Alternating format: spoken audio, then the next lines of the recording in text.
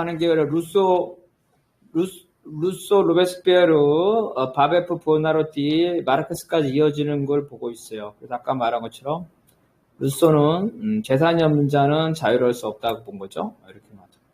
이런 사상이 로베스피에르나 보로트한테 왔던 거죠. 그런 것들이 연결됐고, 마르크스 역시 유대인 문제에 대한 데서 경제적 평등이죠. 경제적 평등이 중요하다. 경제적 평등을 빼놓고 정치적 평등만 얘기하는 거, 그죠? 이런 것들은 문제가 많다. 진정한 평등이 되려면 경제적 평등이 반드시 필요하다는 거죠. 자, 루소의 재산에 관한 루소가 사유재산 제도를 부정한 건 아니에요. 다만 지나친 부의 집중, 그거를 부정을 한 겁니다. 그래서 모든 사람에게 최소한의 재산을 보장을 해야 된다는 거예요.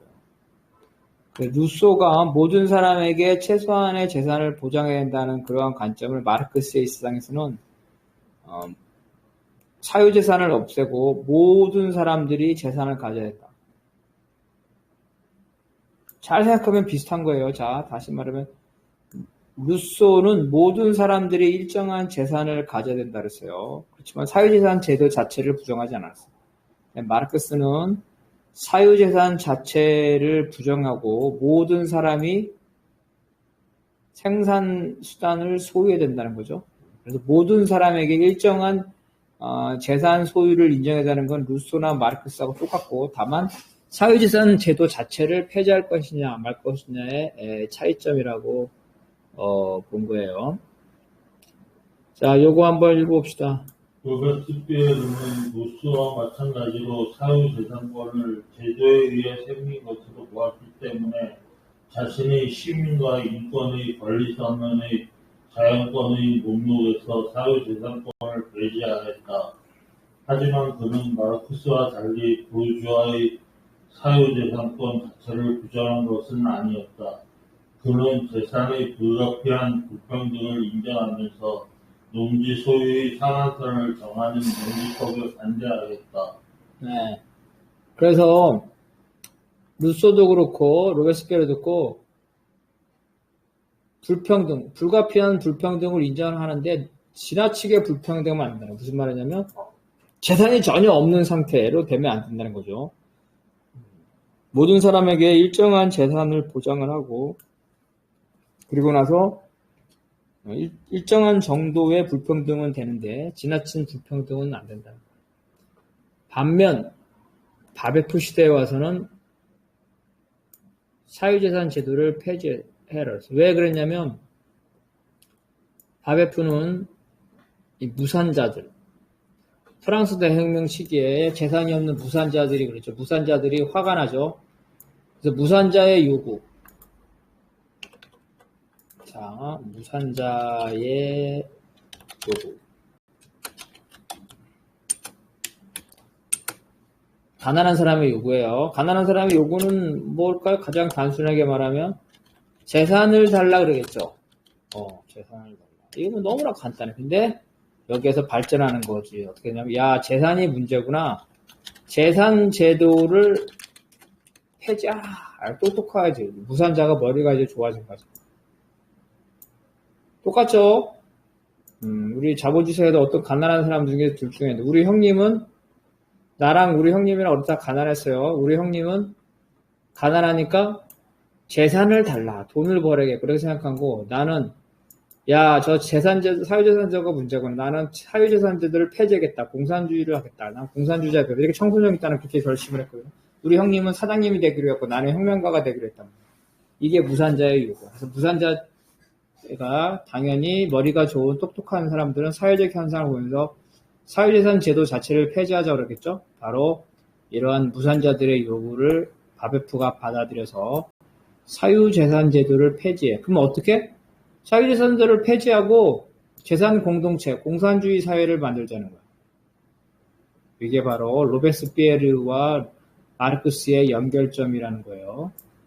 연결점. 평등사회를 만들어서 바베프의 원칙이라는 것은 이러한 평등사회의 기본적인 원칙을 주장을 했습니다. 근데 그 당시에 바베프만 그런 것이 아니라 또 다른 사람들도 이러한 사유재산의 폐지를 주장을 해서 다만 바베프는 그 이후에 마르크스까지 그 바베프의 그 주장들, 그 제자들이 이어진 거고, 딴 사람들은 중단된 거예요. 여러분 글을 쓰는 게 되게 중요해요. 뭘 남겨놔야 돼. 잘 남겨놔야 돼. 자, 그 다음에 두 번째는 신에 관한 문제. 신에 관한 문제. 자, 요거 한번 읽어봅시다. 루소는 하나님과 기독교를 부정하였지만 사회를 단결시키는 종교 자체의 기능을 부정하지 않고 오히려 국가 종교의 성격을 지니는 시민 종교를 주장하였다. 로베스피에르는 루소를 본받아 프랑스 대혁명 정신을 교두로 삼은 시민 종교로서 이성 종교를 주장하였다. 그는 존재의 여신을 경배하는 국경일을 만들고 그 행사를 주최하였다. 네. 그래서 루소가 말한 거야. 루소는 하나님이 없어. 아이, 종교는 사기야. 이렇게 생각했는데, 근데 이 어리석은 자들에게, 그죠? 일반 민중이죠. 민중들에게 어때? 종교로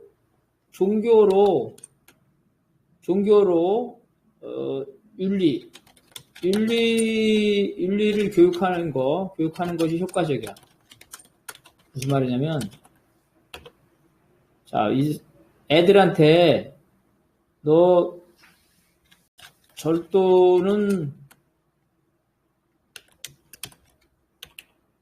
나쁜 범죄야. 이렇게 얘기하는 것과 절도하면 지옥에 가.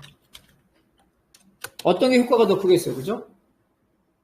예. 절도하면 지옥의 효과가 크겠죠? 예. 그래서 종교가 가지고 있는 사회 질서 유지 기능을 루소는 인정을 한 거야. 그래서 이러한 하나님과 같은 인격신은 없지만 종교가 사회를 단결시키고 사회를 유지하는 기능이 있어. 그래서 국가 종교.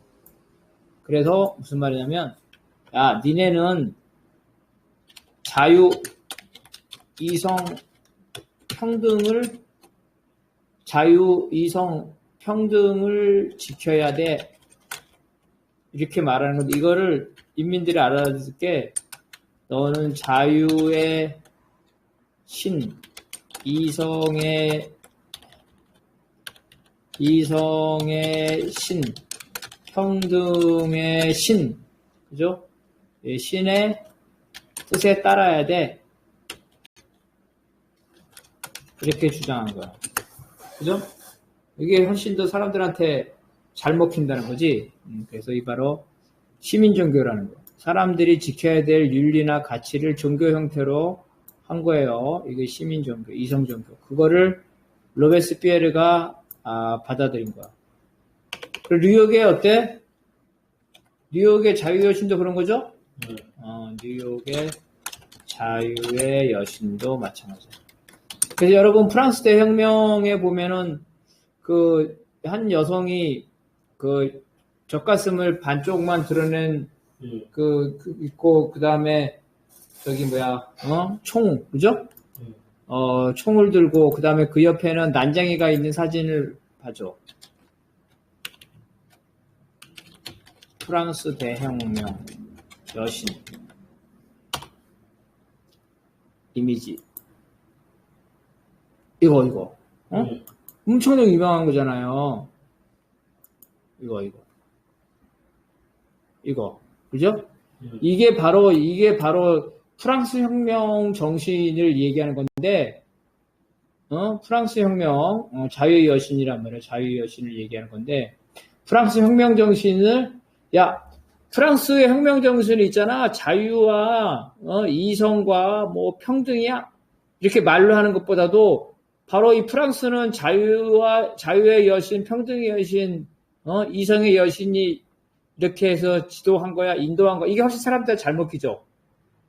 그래서 그거를 형상화한 거예요, 사람. 삼세끼가 그런 거예요. 그래서 이게 이 프랑스의 자유의 여신이고, 여기를 잘 보면은 이 모자를 써서 신사죠? 이건 부르주아들.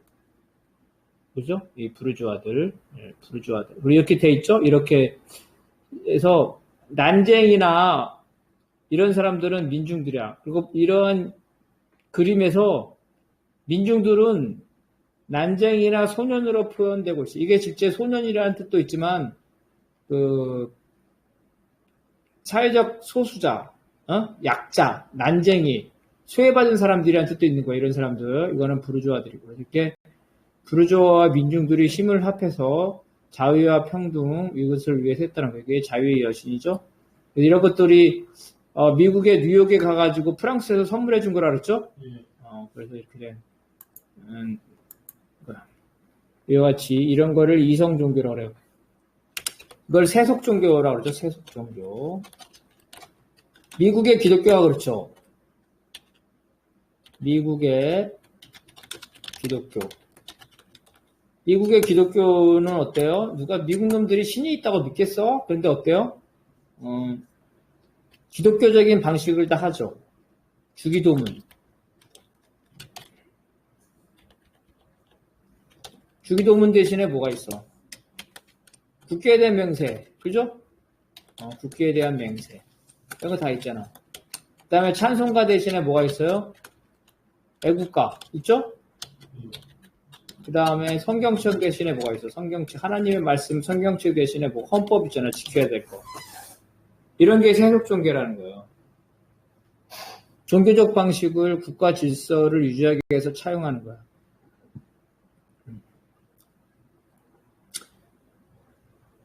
자, 그 다음에 이거 한번 봅시다.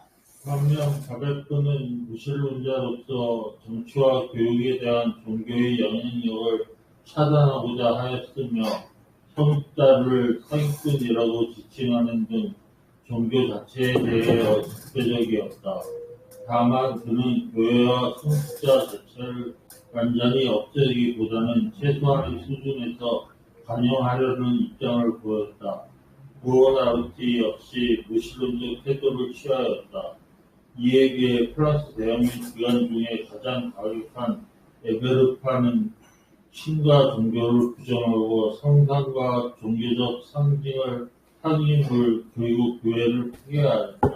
근데 종교에 관한 태도인데 이와 같이 루소, 로베스피에로는 종교의 사회적 질서 유지 기능을 인정하고 그걸 활용했다는 거고, 바베프는 막스랑 비슷하네. 무신론자라서 신도 없고 성직자를 사기꾼이라고 봤는데 그렇다 해서 종교 자체에 대해서 적대적이진 아니었죠. 왜냐하면 종교 문제는 현실의 문제죠. 현실의 문제가 있는데 종교를 공격해서는 문제가 해결되질 않아. 그래서 바로 성직자와 교회를 없애기보다는 최소한 수준에서 관용하는 것. 이게 막스의 관점이죠.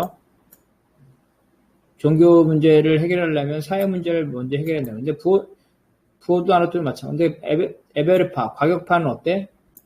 사회 문제, 종교 문제는 사회 문제를 해결하기 전에 바로 종교 문제를 해결해버려요. 그냥 현실의 모순이 존재하는데 그 현실의 모순이 없어지면 종교도 사라진다는 게 막스의 견해인데 그게 아니라 종교는 반동적인 거니까 다 박살을 내버리는 거야. 프랑스 대혁명 때 다 교회와 성상을 다 파괴해버려요. 파리 꼬멘 때도 그래. 파리 꼬멘 때도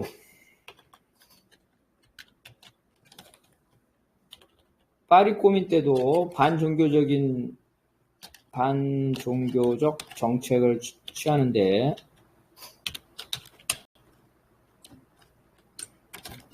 여기서 또 한 가지는 있어. 왜냐면 신부들이 보수파죠. 신부들이 종교구조 있잖아. 종교구조. 신부들 일도 안 하면서 민중들의 피땀을 빨아먹고 살고 있잖아. 이 종교규적이라서 반동파의 가담. 그래서 혁명을 공격하고 진압해요. 그래서 반혁명 세력이 돼요. 그래서 프랑스 대혁명 때도 그렇고 파리革命때도 그렇고 이 종교 자체의 문제도 있었지만 신부들이 이 반혁명 세력이기 때문에 반혁명의 죄를 물어서 처벌해요. 레닌도 마찬가지예요. 러시아 혁명. 레닌 시기도 종교 자체를 탄압하는 게 아니라 반혁명에 가담한 성직자들은 처벌해. 그래서 사회주의 혁명이 되면 종교 자체를 폐지하지는 않아요. 종교 자체를 바로 폐지하지 않고 종교 자체는 바로 폐지 안 함. 왜냐하면 인민들의 요구가 있기 때문에 현실의 문제가 있기 때문에. 그렇지만 어때? 반혁명에 가담한 교인들은 처벌해. 그 재산도 몰수해.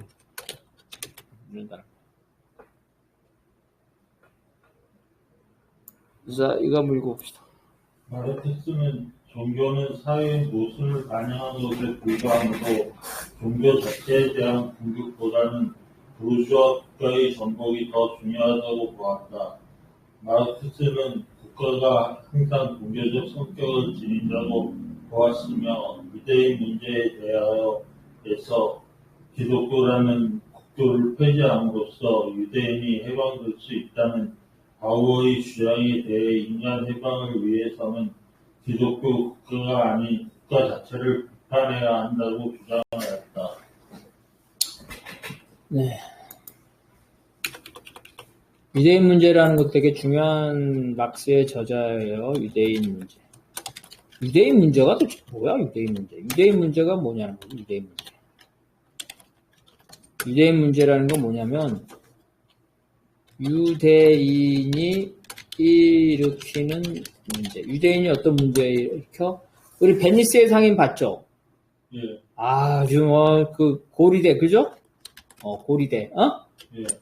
그래서 이걸 고리대고 물질 만능주의, 그죠? 사람보다 물질 만능, 화폐 만능주의라는 거.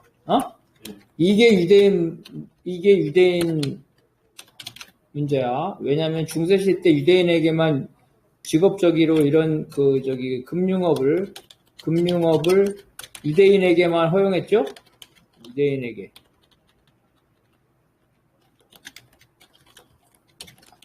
왜냐하면 기독교에서는 이자를 불법 시했어. 이자. 기독교는 이자가 불법인데 유대교는 비유대인에게 이자를 받는 거 합법이야. 그래서 이런 금융업을 한 거야. 그래서 유대인 문제라 한다면 이러한 화폐 만능주의야. 유대인이 일으키는 문제.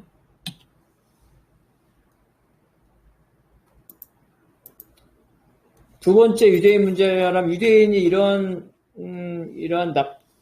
착취. 유대인의 착취죠. 착취로. 그 다음에 거기에 따라서 사회적으로 유대인에 대한 차별. 직업 선택의 차별. 그래서 유대인에게 이런 금융업은 허용되지만 공무원 직업은 제한됐다. 이게 유대인 문제야. 그래서 유대인에 대한 차별철폐, 이 차별철폐를 요구한 거야. 차별철폐.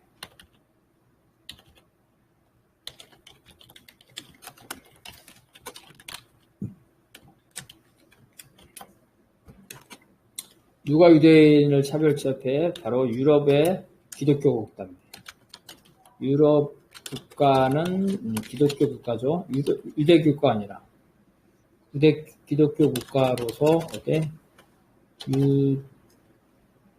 유대교를 이단시한 겁니다.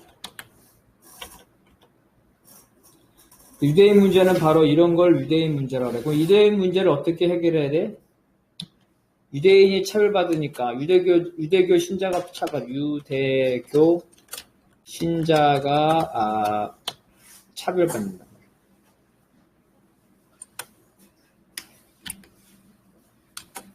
그래서 유대교를 포기하는 면, 그래서 기독교가 돼서 기독교 신자가 되는 이런 방법이 있고, 둘째는 기독교 국가가 종교 국가를 그래서 종교의 자유를 허용하는 방법이 있고, 세 번째는 차별하는 국가 자체를 폐기하는 방법이 있고, 네 번째는 유대인 문제는 자본주의 문제이므로 자본주의를 폐기하는 방식이다. 그래서 바오라는 사람은 유대인에 대한 차별을 철폐하게 두 가지를 주장해요. 유대인들이 개종을 하거나 아니면 유럽 국가가 기독교 종교 국가죠. 기독교를 폐지하는 것 이렇게 주장했다면 유대인 문제 해결을. 거기에 대해서 마르크스는 뭐라고 그러냐면 화폐 만능주의는 이미 자본주의에 모두 일반적으로 생기는 문제라는 거예요. 그래서 궁극적으로 자본주의를 폐지해야지만 화폐 만능주의, 즉 유대인 문제가 해결된다고 주장한 거고, 그전에는 종교를 차별하는 국가 자체를 폐기해야 된다고 주장하면서 이 바우어의 이러한 주장에 대해서 비판을 한 게 유대인 문제예요. 자, 그 다음 이거 한번 읽어봅시다. 루스는 해결과 마찬가지로 시민사회의 경제적 관계는 국가의 정치적 관계에 비속된다고 보았다. 즉, 루소의 입장은 경제적 해방보다는 정치적 해방이 더 결정적이라는 것이다. 이처럼 루소는 경제에 대한 정치 규정이 강하다고 보아 정치 경제학을 경시하였다. 루소는 당시의 정치 경제학을 섭렵하였지만 정치 경제학은 이성에 구속되는 것으로 보아 마르크스와 달리 정치 경제학으로서 타의 형식을 분석하지 않았다. 자, 봅시다. 자본주의 경제, 그죠? 그 다음에 자본주의 자본가, 신문이죠. 이런 것이 있고, 이들이 국가 권력을 장악해서 국가 권력, 즉 정치죠.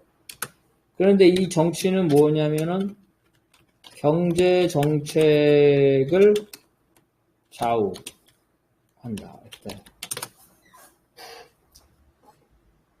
루소와 헤겔은 이거를 본 거예요. 국가 권력을 구성하는 사람들이 누군가, 국가 권력을 구성하는 사람들이 누구인가를 보지 않고 그냥 이걸 본 거야. 경제정책을 누가 결정해요? 그래서 정치가, 이것만 보면 돼. 정치가 위야, 경제가 위야. 정치가 위죠. 이게 바로 루소와 헤겔의 문제, 헤겔의 관점이에요. 근데 마르크스는 야, 그 국가 권력을 잘 봐봐. 그 국가 권력을 구성하는 사람들은 자본가고, 그리고 이러한 자본주의 경제를 유지하기 위해서 국가 권력이 생긴 거야. 그러면서 여길 보는 거예요. 그래서 근본적으로. 여기에서는 정치가 우선이에요, 경제가 우선이에요? 경제. 이게 바로 마르크스의 관점이에요. 이거는 루소와 헤겔의 관점이고. 그럼에도 불구하고 루소나 헤겔은 정치가 우선이라는 걸 봤지만 이 경제정책의 문제점, 자본주의의 문제점에 대해서 인정을 했다 그랬죠. 자본주의의 문제점에 대해서 인정을 해서 평등 분야를 중요시했다. 그죠? 그래서 최소한의 재산이 없으면 불평등하면 자유가 없다고 생각한 거예요. 자, 이거 한번 읽어.